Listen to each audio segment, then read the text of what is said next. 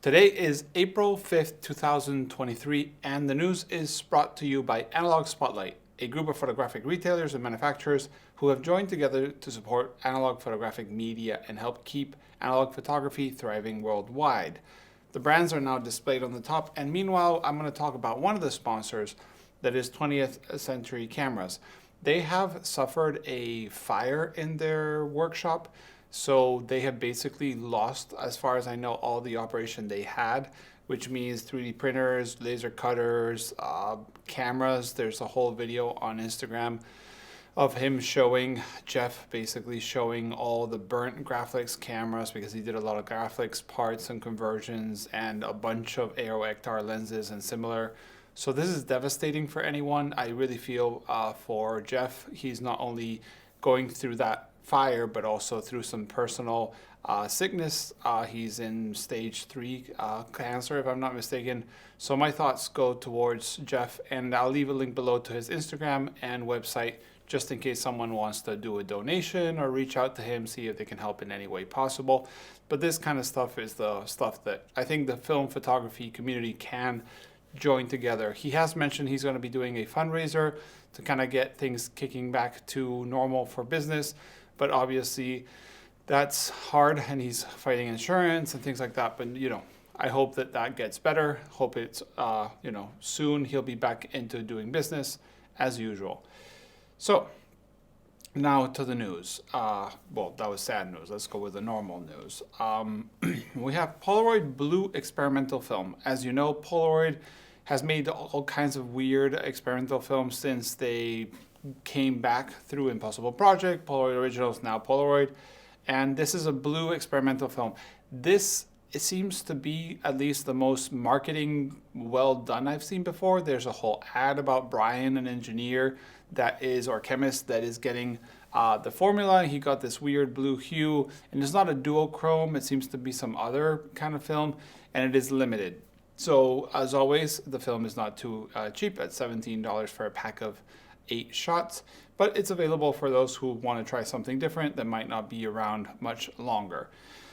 Then we have Foma with a 400 ortho film leaked.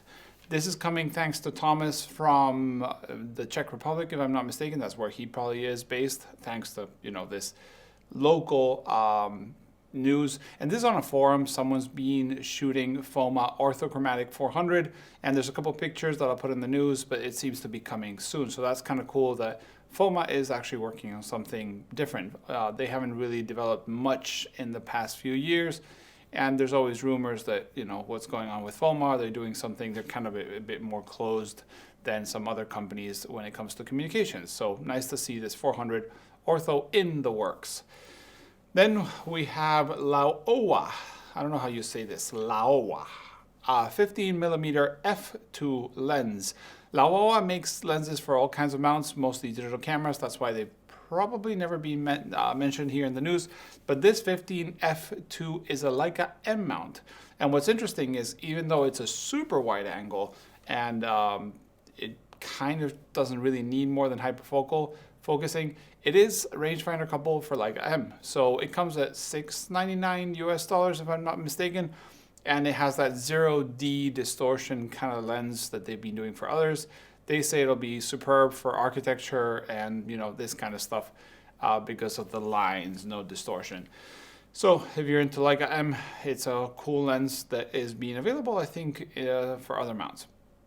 Then we have sad news from Fuji. Fujifilm has announced on their Japanese bulletin board, newsletter, whatever you want to call it, that they're going to stop sales of color film in Japan. So basically this means that any Provia, any Velvia, anything that's color in Japan in 35 and 120 is gone. For example, this Provia 100D or Velvia 100D is no longer available. You can't buy this, it's gone. So Fuji seems to be only doing this for Japan market, local market for them, which is really strange because they're very strong in the local market, but I guess they want to sell international, maybe easier to sell, easier to not look, I don't know. I don't really understand any of it with Fuji, I'm going to be honest. But that's the news with them. So if you have some favorite Fuji film, I would recommend you stock as much as you can because it might be gone for good soon. Then we have another Leica M lens, a Mitakon 28mm 5.6. This is like the 17th version of the Sumeron 28 by Leica. So we have TT Artisans, 7 Artisans, Mitakon, and Leica. This Mitakon comes at $299 US. It is, in my opinion, and this is me being completely non-objective, the ugliest of them all. Has a horrendous hood, but if you kind of want a lens like that and you like something different, it might be a good lens at the price. It's probably unbeatable, except for TT Artisans, 7 Artisans, which are probably close to that price point. But yeah, this is available right now, and it is rangefinder coupled like I am. Then we have a little bit of an update from Valoi EZ35. As you know, they launched the Indiegogo campaign that's running right now. I made a video on it, but basically it's this little box that I have here because I work in the same place. But they have changed a few things. This is not yet announced on their Kickstarter campaign or Indiegogo campaign, but now the light is going to be interchangeable, user interchangeable, which was something that worried me and I'm sure some of you. So now if the light goes off for any reason, it's a rechargeable light. It shouldn't, you know, it will last a long time, but if it does go off, you don't have to like basically pry it out of there, but it's going to be screw in, so you can use our interchangeable light. And there's other cool features coming. They've made a couple videos to help you measure the amount of cones you need. I think I forgot to mention in the last news that it has a slide holder coming and a sprocket option too. So if you want 35 full border kind of scanning, you can also do it. They are like at 80-something% of funding, so it seems that it will go through, but just in case, I'll leave the link below. Then Ferrania's orthochromatic film is finally out. Ferrania did an update for the whole website and also updated us with Ferrania P30 Ortho, or I think it's not P30, it's just Ortho. They call it ortocromatico, which I guess is the word in Italian. Spanish, orto means something very different. But this film is orthochromatic ISO 50 in 35mm film, available now in some retailers in Italy and soon in other stores all around the world. I think FPP in the US already was announcing they will get some. But if you're into orthochromatic, as you might not know, it basically is sensitive, not sensitive to red, so it renders reds as blacks. I might be very wrong in this. I've never shot ortho, but yeah, it's out. Then Pentax, you know, the film project for Pentax that everybody basically pulled their hair. Oh my God, Pentax coming back with a film camera. Seems that they want to make the first camera have a mechanical advance. This is like the smallest news you could ever think of. It's like saying it will use film, but it's kind of exciting to hear that there's some releases. And this is on the official Pentax film project website. So this was an interview to some of the people working in the project, and they said they kind of like the idea of a full mechanical advance because it gives you more of a feel of what it is to shoot film. And they of course could have done automatic motor driven advance, but they thought it was cooler to do this. We'll see what comes out of all of this. Then we have a Graflex SLR magnifier hood. This comes from Bownet Foto. They make all kinds of little things for developing film and such, but this is basically for the Graflex SLRs, not the normal Graflex that is view camera, but like the ones that you use kind of like a mega Rolleiflex. I guess it's not a Rolleiflex because it's an SLR. You get what I mean. It has a hood, so in the hood he throws this 3D printed gizmo, and then you have to buy your own magnifier. So I guess it's just a standard magnifier size, whatever, if there's any standards to magnifiers, that you put in there, and then you can focus. So you can get 2 diopter, 3 diopter, -1 diopter, depending on your eyesight. Mine is just 0 diopter. I just can't see anything anymore. But that's available in the link below. Then we have from Italian manufacturer Stenopeica, we have wet plate holders Mark III. So the third version of his wet plate holders made out of PVC material and aluminum, high materials. He mentions in a video he put on YouTube that he's trying to make something that will last forever. As you know, wet plate is quite corrosive to the materials, so it will actually, I think, eat almost anything it touches. I think PVC is one of them that it doesn't eat. So that's pretty cool. I'm not a wet plate guy, so you can correct me if I'm wrong. But that's available now on their website. Then we have Reveni Labs, one of the sponsors of the news, still going on with the DunkBot, the Kickstarter campaign for a dip and dunk machine. And it seems to have a few days left and around 60 backers. I think they're at 45,000 out of 300. So sadly, it might not make it, but please, if you are interested, just share the project, talk about it, look at it, ask Matt something to support Reveni Labs, because they support the news, so we should support Reveni. And coming from them, actual products that are available. We have the Reveni film cutter.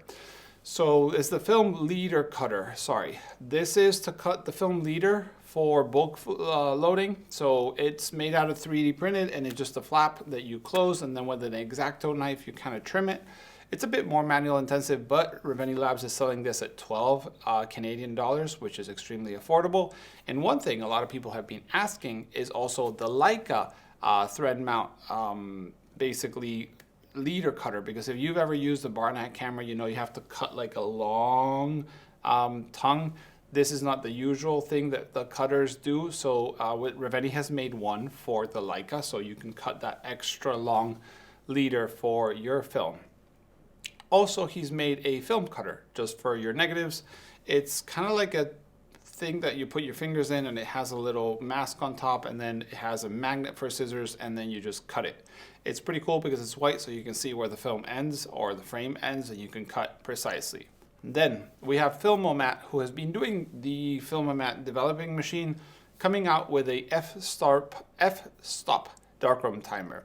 If you don't know what an FStop darkroom timer is, sorry for my words, it's a machine that when you are in the enlarger, instead of doing lineal time, 1 second, 2 second, 3 second, 4 second, 5 second, it goes in f-stops. So every time you do an enlargement, if you raise it and you get the first time, all the burning and dodging should be kind of proportional, so which is pretty cool. The only problem when you make bigger prints is you lose kind of like the darks, like basically it becomes more contrasty, so you start to have to do more work to get the same detail as a smaller print, but that's a different topic. But yeah, this is available now for, if I'm not mistaken, 599 euros. But if you feel like an f-stop timer, there's another one in town made by Filmomat. Then we have other sponsor of the news. There's a lot of sponsors, so there's always a sponsor, but I like to say it. It's kind of cool that they sponsor the news. Intrepid 4x5 focus hood back. So, Intrepid cameras, we all know them. They are affordable, large format cameras made in the UK. There's a 4x5, 5x7, 8x10. Well, they're making a 4x5 focusing hood.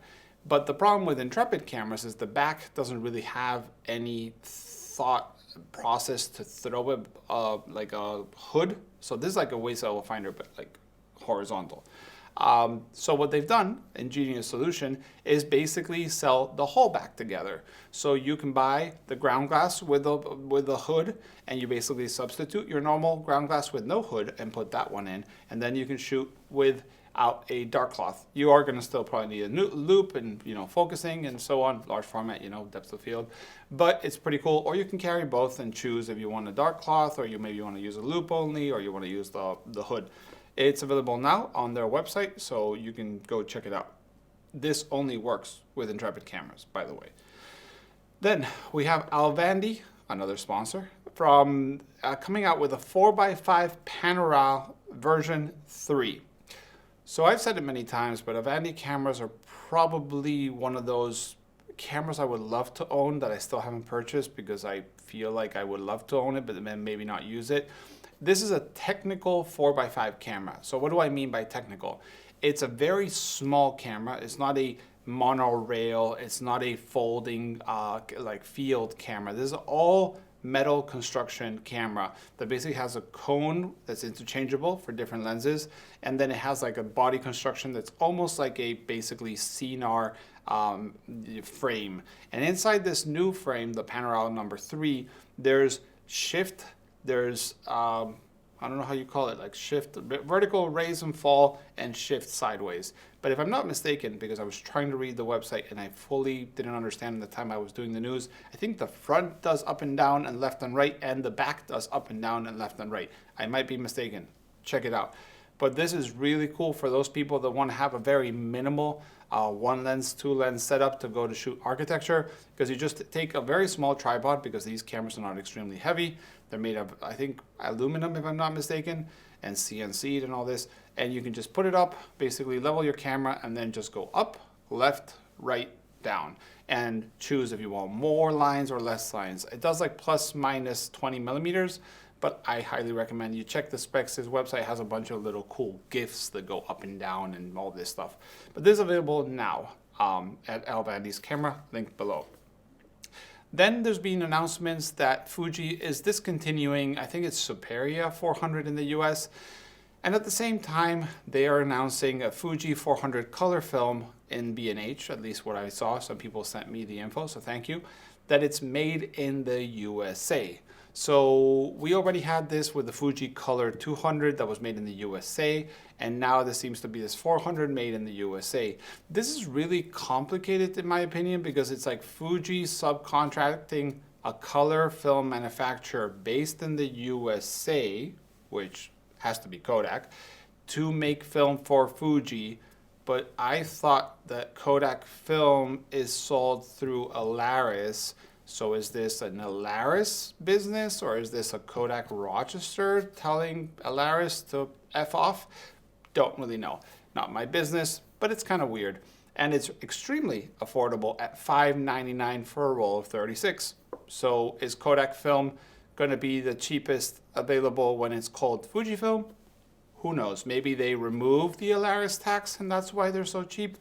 Who will know? But I would love to know. If you have any info, send me anonymous info. I don't care. Anything. Love to know. Then we have an update on Cinestill 400D 4x5. This was a pretty funny one because someone literally wrote me, "Hey Nico, can you please ask Cinestill what's going on with 4x5? Cinestill is a sponsor, good friends of the channel. And I was going to write them, and literally the next day they announced that they were updating what was going on with the 4x5.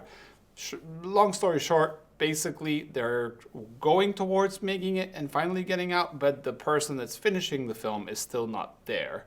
If I'm not mistaken, the partner that's finishing the film is someone I know in the business, and they're having some troubles to get the whole machine and the boxes and all that stuff finished. But you should go read the 4x5 Cinestill 400D update, because I think it's very interesting. Cinestill launching a 4x5 film, which they have not yet released something in the market streamlined, like a product you can buy. It was available for the 800T for a limited time on the Indiegogo, but this is really cool, and I really want to see it happen. Then we have the last news, Zebra wet plate holder version 2. Zebra wet plate holder is a 3D printed wet plate holder that now comes with a dark side made out of carbon fiber to give it rigidity. I don't know what, it just kind of sturdy and strong. And it's made out of 3D printed, like I said, in Slovenia or Slovakia. Someone's going to tell me I'm wrong. One of those two. I'm very sorry if I got that wrong. Well, I got it wrong. But this is now available in multiple sizes, sold through his store, which is in the link below. So if you're into wet plate and you want something simpler, maybe more affordable, or you can choose. Now you can choose Stenopeka or Zebra wet plate. One is PVC and aluminum, one is carbon fiber and 3D printed. You can choose. But yeah, that's all for the news today. Thanks to our sponsors for supporting the show. Remember, try to reach out to 20th Century Camera, and you can give him some support, either moral or economical or product based, so you can buy something from them. I think it would help because of that fire they've had. Jeff is struggling for now. And yeah, you can always send an email to the email below. Thanks for watching. See you in the next one.